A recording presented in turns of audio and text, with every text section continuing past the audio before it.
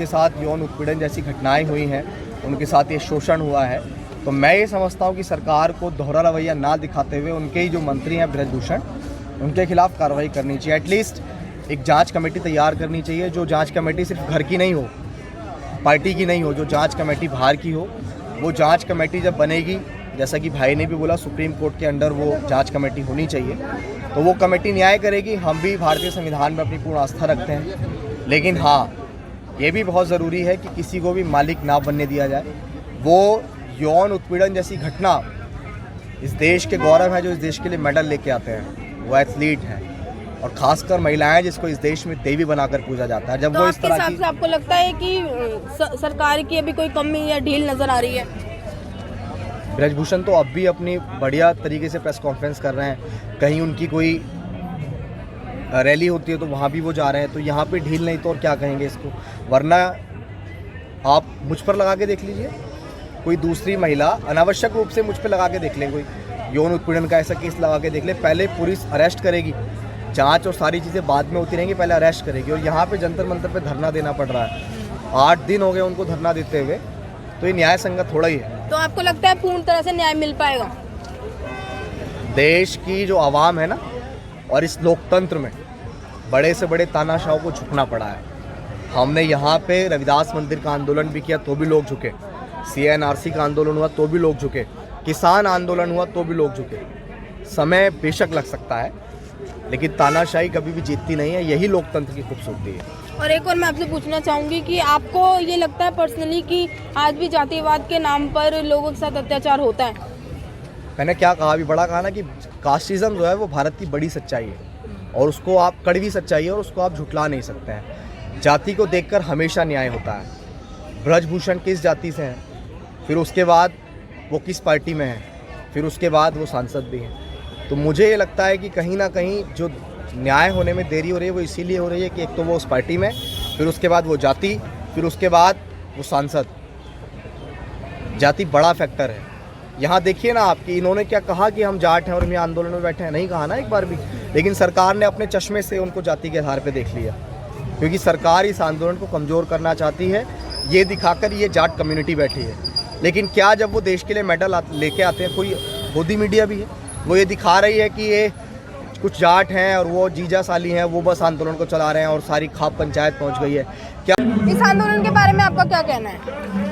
देखिए, ये आंदोलन है जो ये हक अधिकार का आंदोलन है। आज जो मोदी सरकार कहती है देश में बेटी पढ़ाओ बेटी बचाओ का नारा देती है, आज उन्हीं सरकार के उसमें इन बेटियों के साथ, इन बच्चों के साथ जो है शोषण हो रहा है। वो अपने हक अधिकार की लड़ाई लड़ रही हैं। यहाँ पे बैठ करके उनके साथ जो शोषण हुआ वो देश को दिखाना चाहती है कि आज के टाइम में भी ऐसे लोग बैठे हुए हैं जो सत्ता का जो है फ़ायदा उठा रहे हैं।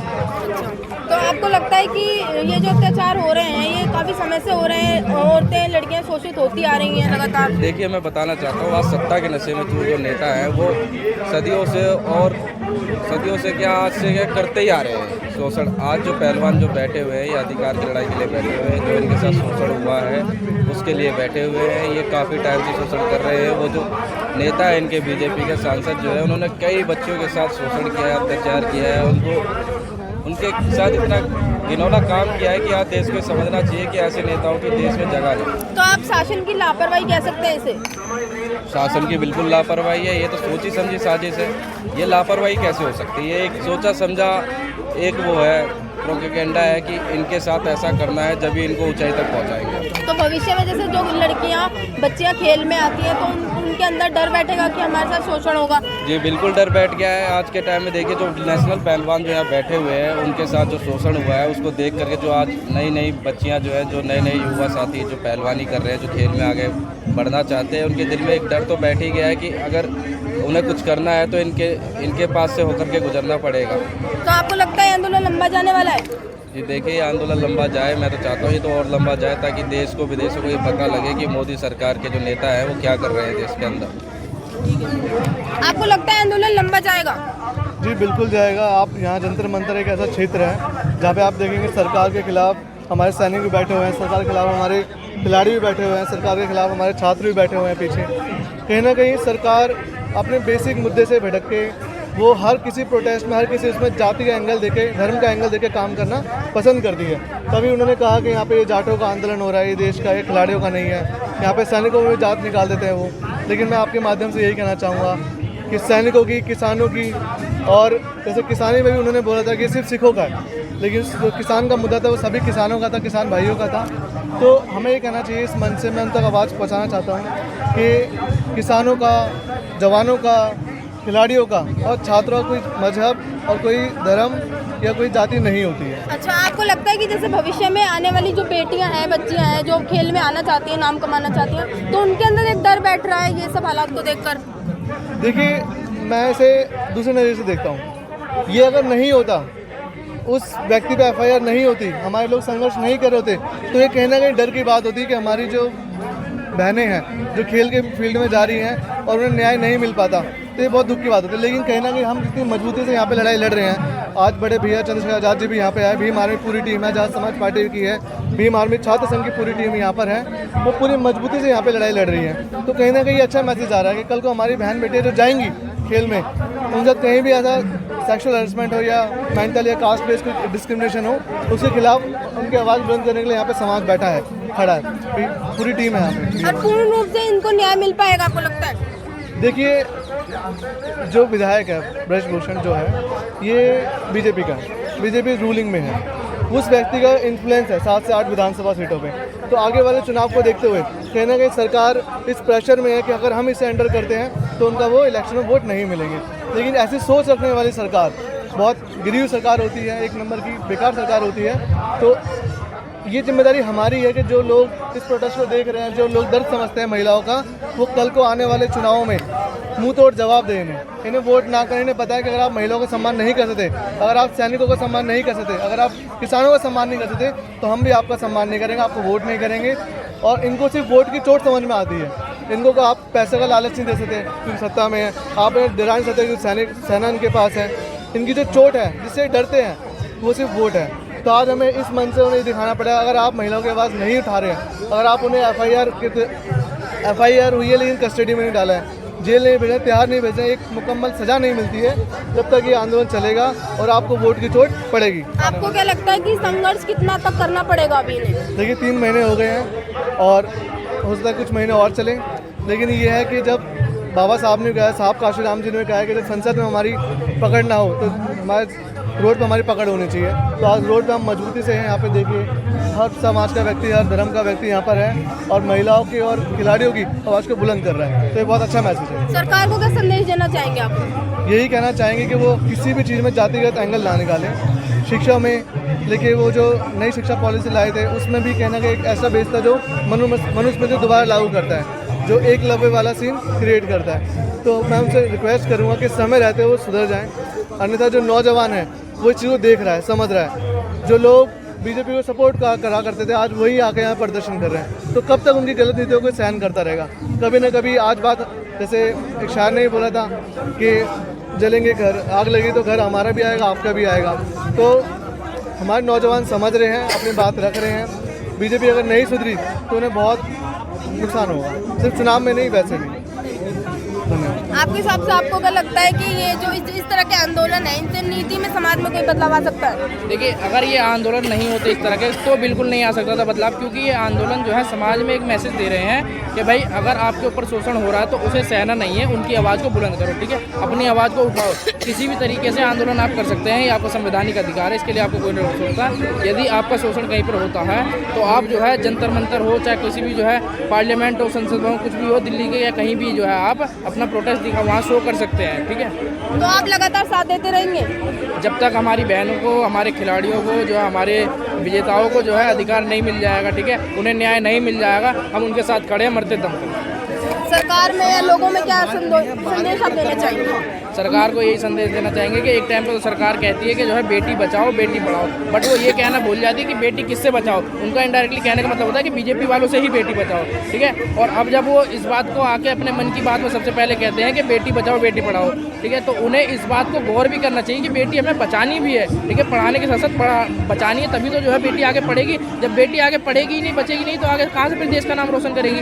इतनी मुश्किलों से तो जो है हमारे हमारे घर की बहन बेटियां जो है बाहर देशों में जाके गोल्ड मेडल ला रही हैं, सिल्वर मेडल ला रही हैं, ब्रॉन्ज मेडल ला रही हैं, वो चीज़ आप इतने 70-75 सालों में आज़ादी मिली है वो, ठीक है, संविधान के बदौलत, तो ये तो उस चीज़ को ख़त्म करना चाहते हैं। ऐसे तो हमारी बेटियां आगे बढ़ेंगी ही नहीं, कभी उनके मन में तो डर बैठ जाएगा। लेकिन मैं उन बेटियों को बता देना चाहता हूँ कि जिनके मन में डर है या किसी बात की चिंता है, वो बिल्कुल भी जो है इस चीज़ से ना घबराएं। इस देश में अभी जो है संविधान लागू और संविधान आने वाले समय तक रहेगा, ठीक है, यहाँ से संविधान कभी नहीं हट सकता। बीजेपी वालों की एक ये भी रणनीति है कि संविधान बदलना चाहते हैं और इस देश को हिंदू राष्ट्र बनाना चाहते हैं, ठीक है, लेकिन बाबा साहब संविधान में लिख के गए हैं, ठीक है, कि संविधान जो है चेंज नहीं होगा, कुछ जो है उसके आर्टिकल चेंज कर संशोधन किए जा सकते हैं, बट जो है पूरा संविधान कभी नहीं बदला जा सकता। और ना ही इस देश का एक बहुत ही बड़ा वर्ग जिसे कहते हैं SC ST वर्ग, OBC वर्ग, ठीक है, वो संविधान कभी बदलने देगा। देखिए, अगर बीजेपी सरकार ये कहती है कि हम संविधान बदल देंगे, तो मैं कहना चाहता हूँ कि देश का युवा, देश की महिला इतनी कमज़ोर नहीं है कि संविधान बदल देंगे। मैं कहता हूँ जिसमें इतनी हिम्मत है ना संविधान बदलने की, एक बार सड़क पर उतर करके पूछे कि हम संविधान बदलना चाहते हैं, क्या आप तैयार हैं? और मैं कहता हूँ कि वो देश में रहेगा ही नहीं। जो संविधान आज बाबा साहब अम्बेडकर ने हमारे देश को दिया हुआ ना, उससे बढ़िया संविधान, उससे सर्वोच्च संविधान पूरे विश्व में नहीं है। और ये कौन सा संविधान लाने की बात करते हैं? जब इस संविधान में महिलाओं को न्याय नहीं मिल रहा, तो मैं कैसे आशा करूं कि हिंदू राष्ट्रीय संविधान से महिलाओं को न्याय मिलेगा? मैं तो मानता ही नहीं। आज बाबा साहब ने इतने अधिकार दिए महिलाओं को, इतने सर्वोच्च पद पे बैठने का अधिकार दिया, आज उन्हीं महिलाओं के साथ बीजेपी सरकार के नेता इतना शोषण कर रहे हैं, सेक्सुअल हरासमेंट कर रहे हैं, जाति के आधार पर भेदभाव कर रहे हैं, युवाओं को उनके नेचर के हिसाब से भेदभाव कर रहे हैं। ये सरकार जो है, ये सरकार बिल्कुल निकम्मी सरकार है। अगर ये चाहती है ना कि हिंदू राष्ट्रीय संविधान बने, तो पहले हिंदू राष्ट्र में हमारी महिलाओं को सुरक्षित करो और हमारे बेरोजगार युवाओं को रोजगार दो, तब आप बात करना कि हम संविधान बदल सकते हैं। अब ये संविधान बदलने वाला कोई आसान खेल नहीं है और ना इनके बस की। आप जातिवाद के भविष्य को किस तरह देखते हैं? देखिए, जातिवाद का भविष्य तो बहुत पहले ख़त्म हो चुका था। आज केंद्र में बैठी हुई सरकार ये जातिवाद को दोबारा बढ़ावा दे रही है। आज जो यहाँ पे बैठे हुए हमारे युवा खिलाड़ी हैं, जो हमारी बहनें हैं, इनको एक जाति का एंगल दे दिया कि एक आंदोलन जो है जाटों का आंदोलन। मैं कहता हूँ कि जाट इंसान नहीं है क्या? वो अन्न नहीं खाते क्या? वो पानी नहीं पीते क्या? वो देश में बिजली यूज़ नहीं करते? वो देश के पानी यूज़। किसान आंदोलन से जोड़ा जा रहा है इनको, कह सकते हैं। देखिए, सरकार ने यह भी कहा था कि किसान का जो आंदोलन है खालिस्तानियों का आंदोलन है, ये सिखों का आंदोलन है, ये किसानों का आंदोलन नहीं है। मैं कहता हूँ अगर वो किसानों का आंदोलन नहीं था तो क्यों उनको आश्वासन दिया आपने? क्यों उनको 1 साल बाद उठाया? अगर वो किसान नहीं थे तो बैठे रहने देते। आपको इनको छठी का दूध याद आ गया था ना 1 साल में कि किसान है, अगर ये चाहे तो पूरे 10 साल यहाँ पर आंदोलन दे सकते हैं सरकार के खिलाफ। इनको पता लग गया था। और मैं ये कहना चाहता हूँ अगर वो किसान नहीं थे तो 2 महीने में उठ जाते। वो किसान थे, सच में किसान थे वो, जो 1 साल सड़क पर रुक गए और इनके खिलाफ बोलते चले गए। इन्होंने आश्वासन दिया पर आज भी उनको न्याय नहीं मिला है। मैं तो कहता हूँ कि किसानों को भी, हमारे देश के नौजवान जो खिलाड़ी हैं, जो देश का गौरव है, तो देश का नाम विदेशों में रोशन कर रहे हैं, उनके साथ आना चाहिए और मजबूती से इन आंदोलन को सफल बनाना चाहिए और इनको न्याय दिलाना चाहिए। कहना है कि मोदी जी वैसे तो अपने 56 इंच की छाती के बारे में काफ़ी ज़्यादा उन्होंने ढिंडोरा पीटा, उन्होंने इसका काफ़ी प्रचार किया कि उनकी तो 56 इंच की छाती है। बड़ी अच्छी बात है, आपकी 56 इंच की छाती है। सुबह का भूला कोई बलात्कारी अगर शाम को बीजेपी लौट कर आए तो उसे बलात्कारी। इस आंदोलन के बारे में आपका क्या कहना है? देखिए, ये आंदोलन है जो ये हक अधिकार का आंदोलन। आज जो मोदी सरकार कहती है देश में बेटी पढ़ाओ बेटी बचाओ का नारा देती है, आज उन्हीं सरकार के उसमें इन बेटियों के साथ, इन बच्चों के साथ जो है शोषण हो रहा है। वो अपने हक अधिकार की लड़ाई लड़ रही हैं। यहाँ पे बैठ करके उनके साथ जो शोषण हुआ वो देश को दिखाना चाहती है कि आज के टाइम में भी ऐसे लोग बैठे हुए हैं जो सत्ता का जो है फ़ायदा उठा रहे हैं। तो आपको लगता है कि ये जो अत्याचार हो रहे हैं ये काफ़ी समय से हो रहे हैं, औरतें लड़कियां शोषित होती आ रही हैं लगातार? देखिए, मैं बताना चाहता हूँ आज सत्ता के नशे में जो नेता हैं वो सदियों से क्या आज से क्या करते ही आ रहे हैं शोषण। आज जो पहलवान जो बैठे हुए हैं, ये अधिकार की लड़ाई के लिए बैठे हुए हैं, जो इनके साथ शोषण हुआ है उसके लिए बैठे हुए हैं। ये काफ़ी टाइम से शोषण कर रहे हैं। वो जो नेता है इनके बीजेपी के सांसद जो है, उन्होंने कई बच्चों के साथ शोषण किया है, अत्याचार किया है, उनके साथ इतना घिनौना काम किया है कि आज देश को समझना चाहिए कि ऐसे नेताओं की देश में जगह नहीं। तो आप शासन की लापरवाही कह सकते हैं इसे? शासन की बिल्कुल लापरवाही है। ये तो सोची समझी साजिश है। ये लापरवाही कैसे हो सकती है? ये एक सोचा समझा एक वो है प्रोपेगेंडा है कि इनके साथ ऐसा करना है, जब भी इनको ऊंचाई तक पहुंचाएंगे। तो भविष्य में जैसे जो लड़कियां बच्चियां खेल में आती हैं तो उनके अंदर डर बैठेगा कि हमारे साथ शोषण होगा। जी बिल्कुल डर बैठ गया है। आज के टाइम में देखिए जो नेशनल पहलवान जो यहाँ बैठे हुए हैं उनके साथ जो शोषण हुआ है उसको देख करके जो आज नई नई बच्चियाँ जो है, जो नए नए युवा साथी जो पहलवानी कर रहे हैं, जो खेल में आगे बढ़ना चाहते हैं, उनके दिल में एक डर तो बैठ ही गया है कि अगर उन्हें कुछ करना है तो इनके पास से होकर के गुजरना पड़ेगा। तो आपको लगता है आंदोलन लंबा जाने वाला है? जी देखिए आंदोलन लंबा जाए, मैं तो चाहता हूँ ये तो और लंबा जाए, ताकि देश को विदेशों को ये पता लगे कि मोदी सरकार के जो नेता हैं वो क्या कर रहे हैं देश के अंदर। आपको लगता है आंदोलन लंबा जाएगा? जी बिल्कुल जाएगा। आप यहाँ जंतर मंतर एक ऐसा क्षेत्र है जहाँ पे आप देखेंगे सरकार के खिलाफ हमारे सैनिक भी बैठे हुए हैं, सरकार के खिलाफ हमारे खिलाड़ी भी बैठे हुए हैं, सरकार के खिलाफ हमारे छात्र भी बैठे हुए हैं पीछे। कहीं ना कहीं सरकार अपने बेसिक मुद्दे से भटक के वो हर किसी प्रोटेस्ट में, हर किसी उसमें जाति का एंगल देके, धर्म का एंगल देके काम करना पसंद करती है। तभी उन्होंने कहा कि यहाँ पे ये जाटों का आंदोलन हो रहा है, ये देश का, ये खिलाड़ियों का नहीं है, यहाँ पे सैनिकों में जात निकाल देते हैं वो।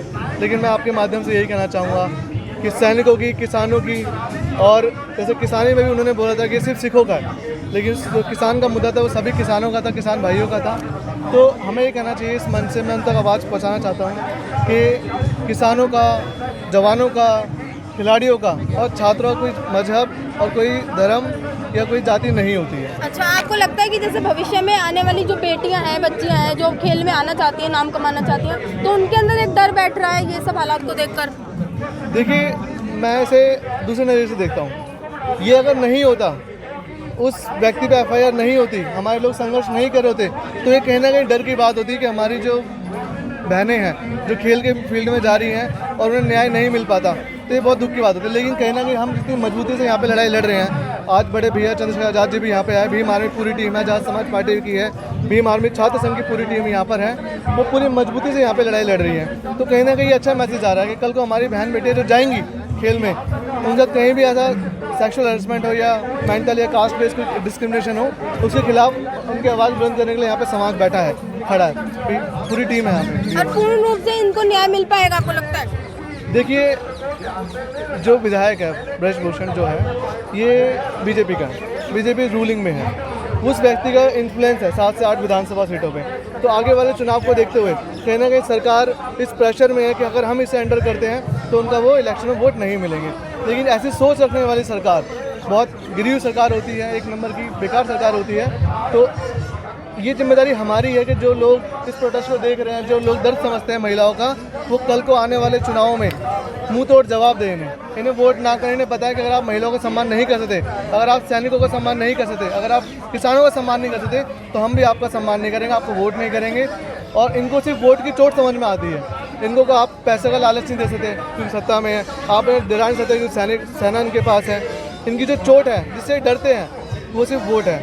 तो आज हमें इस मंच से उन्हें दिखाना पड़ेगा, अगर आप महिलाओं की आवाज़ नहीं उठा रहे हैं, अगर आप उन्हें एफआईआर हुई है लेकिन कस्टडी में नहीं डाला है, जेल नहीं भेजा, तिहाड़ नहीं भेजा, एक मुकम्मल सज़ा नहीं मिलती है, जब तक ये आंदोलन चलेगा और आपको वोट की चोट पड़ेगी। आपको क्या लगता है कि संघर्ष कितना तक करना पड़ेगा अभी इन्हें? देखिए, 3 महीने हो गए हैं और हो सकता है कुछ महीने और चलें।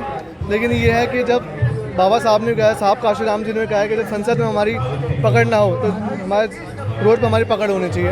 तो आज रोड पे हम मजबूती से हैं। यहाँ पे देखिए, हर समाज का व्यक्ति, हर धर्म का व्यक्ति यहाँ पर है और महिलाओं की और खिलाड़ियों की आवाज़ को बुलंद कर रहा है। तो ये बहुत अच्छा मैसेज है। सरकार को क्या संदेश देना चाहेंगे आप? यही कहना चाहेंगे कि वो किसी भी चीज़ में जातिगत एंगल ना निकालें। शिक्षा में लेकिन वो जो नई शिक्षा पॉलिसी लाए थे, उसमें भी कहना कि एक ऐसा बेस था जो मनुस्मृति दोबारा लागू करता है, जो एकलव्य वाला सीन क्रिएट करता है। तो मैं उनसे रिक्वेस्ट करूँगा कि समय रहते वो सुधर जाएँ, अन्यथा जो नौजवान है वो इस चीज़ को देख रहा है, समझ रहा है। जो लोग बीजेपी को सपोर्ट करा करते थे, आज वही आके यहाँ प्रदर्शन कर रहे हैं। तो कब तक उनकी गलत नीतियों को सहन करता रहेगा?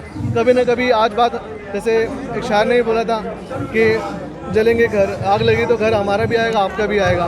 तो हमारे नौजवान समझ रहे हैं, अपनी बात रख रहे हैं। बीजेपी अगर नहीं सुधरी तो उन्हें बहुत नुकसान होगा, सिर्फ चुनाव में नहीं, वैसे भी। धन्यवाद। आपके हिसाब से आपको क्या लगता है कि ये जो इस तरह के आंदोलन है इनसे नीति में समाज में कोई बदलाव आ सकता है? देखिए, अगर ये आंदोलन नहीं होते इस तरह के तो बिल्कुल नहीं आ सकता था बदलाव, क्योंकि ये आंदोलन जो है समाज में एक मैसेज दे रहे हैं कि भाई अगर आपके ऊपर शोषण हो रहा है तो उसे सहना नहीं है, उनकी आवाज़ को बुलंद करो, ठीक है, अपनी आवाज़ को उठाओ।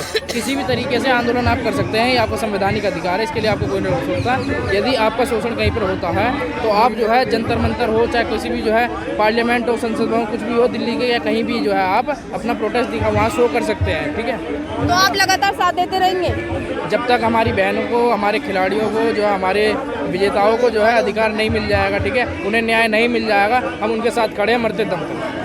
सरकार में या लोगों में क्या संदेश आप देना चाहेंगे? सरकार को यही संदेश देना चाहेंगे कि एक टाइम पर तो सरकार कहती है कि जो है बेटी बचाओ बेटी पढ़ाओ, बट वो ये कहना भूल जाती है कि बेटी किससे बचाओ। उनका इनडायरेक्टली कहने का मतलब होता है कि बीजेपी वालों से ही बेटी बचाओ, ठीक है। और अब जब वो इस बात को आके अपने मन की बात में सबसे पहले कहते हैं कि बेटी बचाओ बेटी पढ़ाओ, ठीक है, तो उन्हें इस बात को गौर भी करना चाहिए कि बेटी हमें बचानी भी है, ठीक है, पढ़ाने के साथ साथ बचानी है, तभी तो जो है बेटी आगे पढ़ेगी। जब बेटी आगे पढ़ेगी ही नहीं, बचेगी नहीं, तो आगे कहाँ से फिर देश का नाम रोशन करेगी?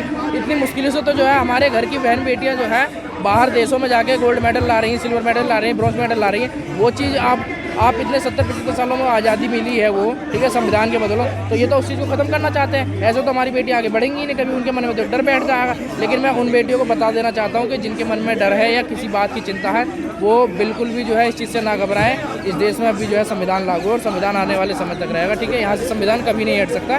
बीजेपी वालों की एक ये भी रणनीति है कि संविधान बदलना चाहते हैं और इस देश को हिंदू राष्ट्र बनाना चाहते हैं, ठीक है, लेकिन बाबा साहब संविधान में लिख के गए हैं, ठीक है, कि संविधान जो है चेंज नहीं होगा। कुछ जो है उसके आर्टिकल चेंज कर संशोधन किए जा सकते हैं, बट जो है पूरा संविधान कभी नहीं बदला जा सकता। और ना ही इस देश का एक बहुत ही बड़ा वर्ग जिसे कहते हैं SC/ST वर्ग, OBC वर्ग, ठीक है, वो संविधान कभी बदलने देगा। देखिए, अगर बीजेपी सरकार ये कहती है कि हम संविधान बदल देंगे, तो मैं कहना चाहता हूँ कि देश का युवा, देश की महिला इतनी कमज़ोर नहीं है कि संविधान बदल देंगे। मैं कहता हूँ जिसमें इतनी हिम्मत है ना संविधान बदलने की, एक बार सड़क पर उतर करके पूछे कि हम संविधान बदलना चाहते हैं, क्या आप तैयार हैं? और मैं कहता हूँ कि वो देश में रहेगा ही नहीं। जो संविधान आज बाबा साहब अम्बेडकर ने हमारे देश को दिया हुआ ना, उससे बढ़िया संविधान, उससे सर्वोच्च संविधान पूरे विश्व में नहीं है। और ये कौन सा संविधान लाने की बात करते हैं? जब इस संविधान में महिलाओं को न्याय नहीं मिल रहा, तो मैं कैसे आशा करूं कि हिंदू राष्ट्रीय संविधान से महिलाओं को न्याय मिलेगा? मैं तो मानता ही नहीं। आज बाबा साहब ने इतने अधिकार दिए महिलाओं को, इतने सर्वोच्च पद पे बैठने का अधिकार दिया, आज उन्हीं महिलाओं के साथ बीजेपी सरकार के नेता इतना शोषण कर रहे हैं, सेक्सुअल हरासमेंट कर रहे हैं, जाति के आधार पर भेदभाव कर रहे हैं, युवाओं को उनके नेचर के हिसाब से भेदभाव कर रहे हैं। ये सरकार जो है, ये सरकार बिल्कुल निकम्मी सरकार है। अगर ये चाहती है ना कि हिंदू राष्ट्रीय संविधान बने, तो पहले हिंदू राष्ट्र में हमारी महिलाओं को सुरक्षित करो और हमारे बेरोजगार युवाओं को रोजगार दो, तब आप बात करना कि हम संविधान बदल सकते हैं। अब ये संविधान बदलने वाला कोई आसान खेल नहीं है और ना इनके बस की। आप जातिवाद के भविष्य को किस तरह देखते हैं? देखिए, जातिवाद का भविष्य तो बहुत पहले ख़त्म हो चुका था। आज केंद्र में बैठी हुई सरकार ये जातिवाद को दोबारा बढ़ावा दे रही है। आज जो यहाँ पे बैठे हुए हमारे युवा खिलाड़ी हैं, जो हमारी बहनें हैं, इनको एक जाति का एंगल दे दिया कि एक आंदोलन जो है जाटों का आंदोलन। मैं कहता हूँ कि जाट इंसान नहीं है क्या? वो अन्न नहीं खाते क्या? वो पानी नहीं पीते क्या? वो देश में बिजली यूज़ नहीं करते? वो देश के पानी यूज़। किसान आंदोलन से जोड़ा जा रहा है इनको, कह सकते हैं। देखिए, सरकार ने यह भी कहा था कि किसान का जो आंदोलन है खालिस्तानियों का आंदोलन है, ये सिखों का आंदोलन है, ये किसानों का आंदोलन नहीं है। मैं कहता हूँ अगर वो किसानों का आंदोलन नहीं था तो क्यों उनको आश्वासन दिया आपने? क्यों उनको 1 साल बाद उठाया? अगर वो किसान नहीं थे तो बैठे रहने देते। आपको इनको छठी का दूध याद आ गया था ना 1 साल में कि किसान है, अगर ये चाहे तो पूरे 10 साल यहाँ पर आंदोलन दे सकते हैं सरकार के खिलाफ। इनको पता लग गया था। और मैं ये कहना चाहता हूँ अगर वो किसान नहीं थे तो 2 महीने में उठ जाते। वो किसान थे, सच में किसान थे वो, जो 1 साल सड़क पर रुक गए और इनके खिलाफ बोलते चले गए। इन्होंने आश्वासन दिया पर आज भी उनको न्याय नहीं मिला है। मैं तो कहता हूँ कि किसानों को भी, हमारे देश के नौजवान जो खिलाड़ी हैं, जो देश का गौरव है, तो देश का नाम विदेशों में रोशन कर रहे हैं, उनके साथ आना चाहिए और मजबूती से इन आंदोलन को सफल बनाना चाहिए और इनको न्याय दिलाना चाहिए।